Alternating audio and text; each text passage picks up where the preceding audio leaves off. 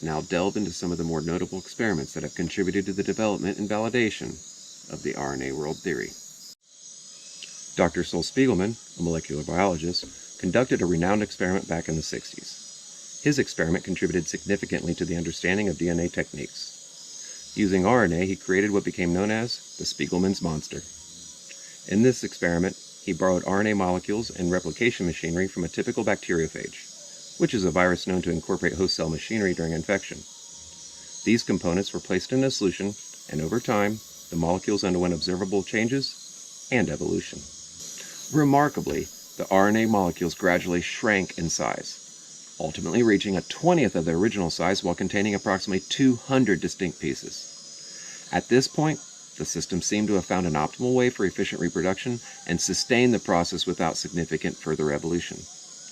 Dr. Spiegelman effectively created a miniature RNA world in his experiment, demonstrating that DNA was not necessary for replication to continue. While a DNA-based world entails greater complexity with additional mechanisms, the experiment highlighted that such complexity is not an absolute requirement for replication.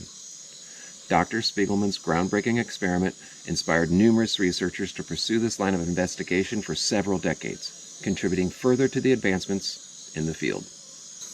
Perhaps some molecular biologists in Japan were also inspired by Spiegelman's monster when they created an experiment of their own.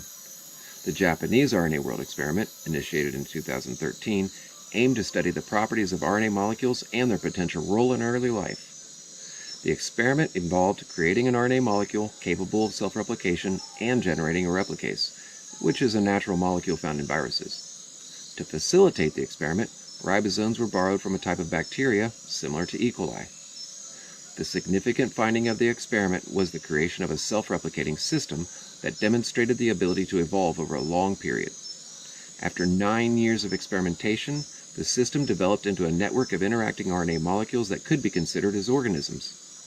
Some of these molecules acted as parasites, while others played important roles in cooperation and collaboration. One molecule, labeled as a super cooperator, appeared crucial for the development of other molecules. As the experiment progressed, the system became more complex, forming a miniature biological world of interconnected molecules. The removal of certain parasite types halted the entire replication process, illustrating the interdependence and collaboration among the RNA molecules. This highlights the potential of RNA as a precursor to early life, capable of replication, evolution, and increasing complexity, within a relatively short time frame of around 300 cycles. It's worth noting that the experiment emphasized the importance of collaboration and functional necessity of parasites within the RNA system. This insight has implications to understanding early life on Earth and considering the potential consequences of removing certain components from our own present-day biosphere. The experiment did not address the long-term survival of RNA and DNA molecules, as their fragility necessitates protective mechanisms for extended existence. Additionally, ribosomes were inserted into the experiment. Now this raises the question of how the earliest versions of ribosomes emerged within the natural course of evolution. Well, the RNA World Theory contains suggestions for how to answer that question as well. It suggests that ribosomes evolved from self-replicating RNA molecules called ribozymes, which could perform both catalytic and replicative functions. Over time, the ribozymes might have evolved into more sophisticated structures, eventually giving rise to ribosomes as we know them today. So where did the ribozymes come from?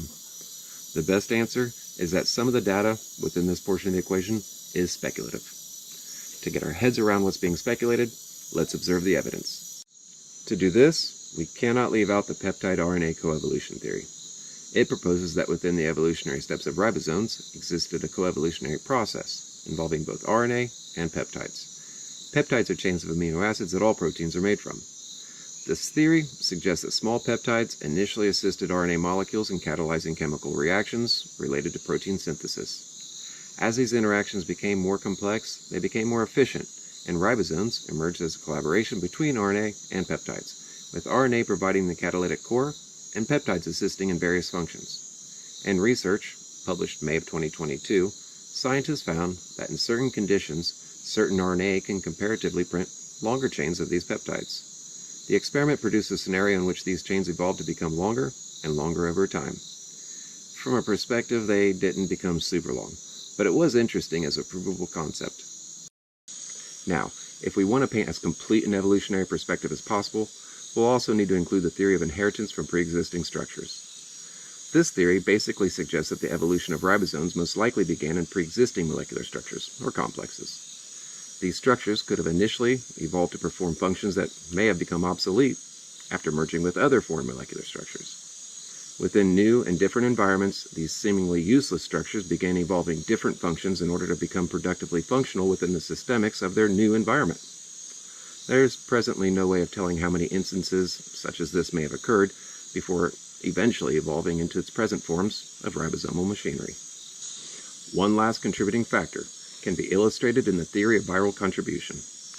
This hypothesis suggests that ribosomes also evolved through the aid of viral entities, or viral-like parasites. The theory speculates that ancient viruses, which are thought to have played a role in the early evolution of life, likely contributed genetic material and catalytic elements that eventually became integrated into many of present-day cellular machinery, including ribosomes. By combining RNA and amino acids, all of which have been found on meteorites, and putting them in certain conditions, it's theoretically possible to create a self-replicating world where everything seems to operate without the need for anything else. In theory, the self-replicating world would evolve over time. As scientists probe the gaps within their theories, it seems to be becoming more and more likely that this is how life got started on our planet. If scientists ever discovered a sustainable replication process somewhere else, like a foreign moon or planet, then it may confirm these theories to be facts. Unfortunately, until then, they'll have to remain thought of as highly likely possibilities.